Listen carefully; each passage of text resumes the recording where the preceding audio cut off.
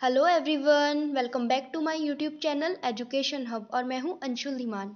So guys, आज के इस वीडियो में हम हमारा एससी का एक न्यू टॉपिक डिस्कस करने वाले हैं जो कि है हमारा new education policy 2020, a progressive policy with diverse challenges, है ना। देखिए फ्रेंड्स, जैसा कि हम जानते हैं अभी हाल ही में राष्ट्रीय शिक्षा प्रणाली में कुछ चेंजेस लाने के लिए जो 34 सालों के अंतराल के बाद जो है अभी जुलाई 2020 में हमारी जो सेंट्रल गवर्नमेंट है उनके द्वारा एक ये जो न्यू एजुकेशन पॉलिसी है इसको मंजूरी दी गई है ना। इसका जो एम है वो छात्रों की सोच और उनकी जो क्रिएटिविटी कैपेसिटी है उसको बढ़ाकर सीखने की जो प्रोसेस को है और भी ज़्यादा बेटर बनाना है ना। इसके साथ ही जो है सेकेंडरी एजुकेशन में भी काफ़ी चेंजेस किए गए हैं, है ना। लेकिन फ्रेंड्स देखिए, ये गवर्नमेंट के द्वारा अपने आप में एक बहुत ही ज़्यादा सराहनीय कार्य है, लेकिन इसके सामने काफ़ी चुनौतियाँ भी हैं, है ना। देखिए, सभी चीज़ों में होता है कुछ, जो भी हम कभी कुछ अच्छा कार्य करने जाते हैं, कुछ भी अच्छा वर्क होता है उसमें काफ़ी चैलेंजेस भी आते हैं, है ना। तो इस ऐसे में जो है हमने यही देखा है, तो इसके बारे में हम इसमें ऐसे में डिस्कस करेंगे। इसकी जो हमारी ये न्यू एजुकेशन पॉलिसी है, इसके जो न्यू रूल्स हैं, है ना, क्या चेंजेस आए हैं और क्या इसमें चैलेंजेस हैं, तो हम ये सभी इसमें डिस्कस करेंगे। पर फ्रेंड, इससे पहले मेरी आपसे एक रिक्वेस्ट है, अगर आपको मेरी वीडियो पसंद आएगी सो प्लीज़ फ्रेंड्स मेरे चैनल को सब्सक्राइब ज़रूर कीजिएगा। और अगर आपको किसी न्यू टॉपिक पे ऐसे चाहिए तो आप मुझे कमेंट बॉक्स में बता सकते हैं। मैं जो भी अभी जो नेशनल लेवल पर कॉम्पिटिशन्स होते हैं उनके जो हमें टॉपिक, उनकी जो थीम्स दी गई होती है, मैं आपको उन पर भी, आपने अगर देखा होगा, मैं आपको उन पर भी जो है एसए बना के प्रोवाइड करा देती हूँ। और आपके जो स्कूल कॉम्पिटिशन्स होते हैं उनके लिए भी, जो आपके और जो कॉम्पिटिटिव एग्ज़ाम्स होते हैं उनके लिए भी जो आपके टॉपिक इम्पोर्टेंट होते हैं, मैं आपको उस पर ऐसे प्रोवाइड करा देती हूँ। सो आप मुझे कमेंट बॉक्स में बता दीजिएगा, मैं आपको वो 100% प्रोवाइड कराऊंगी। सो आइए देख लेते हैं हमारा आज का topic, new education policy 2020, a progressive policy with diverse challenges. As Nelson Mandela says, education is the most powerful weapon which you can use to change the world. The above lines explain education very well. The aim of education is to increase cognitive knowledge as well as behavioral knowledge to every section of society. In fact, if the condition of any society, country are to be understood comprehensively and at the ground level, then it can be determined by the proportion of literate people there. In fact, with the objective of making India a global knowledge and superpower, the National Education Policy 2020 was brought out.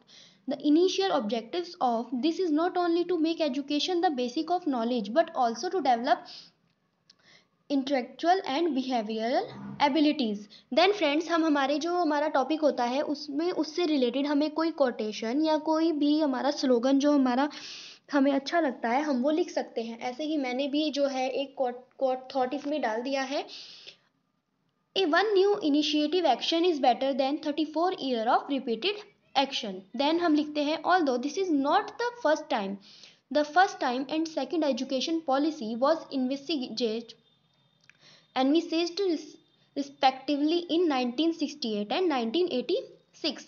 The present education policy is the third education policy after India's independence, which came into existence after almost 3 decades. This education policy was proposed by Subramaniam and Kasturi Rangan Committee. In order to understand the feature of the current education policy 2020, various provisions of this will have to be interpreted on the basis of which we will evaluate whether the National Education Policy 2020 is progressive or not. Many changes were made in the National Education Policy 2020, such as 5 plus 3 plus 3 plus 4 system is being adopted in place of the earlier 10 plus 2 formula. It has been said that mother tongue should be done at the primary level so that children progressive and strong ideas will be formed towards mother tongue.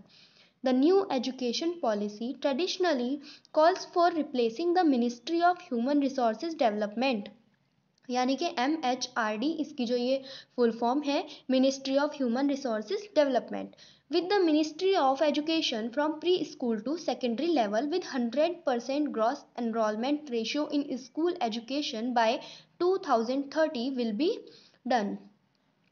In fact, about 4.6% of GDP is being born in education so far. Now it is being talked about increasing it to 6% so that there can be transparency in education. A system called Parak is being developed to comprehensively assess students. While making changes in the field of education, some major changes have been made in the field of education.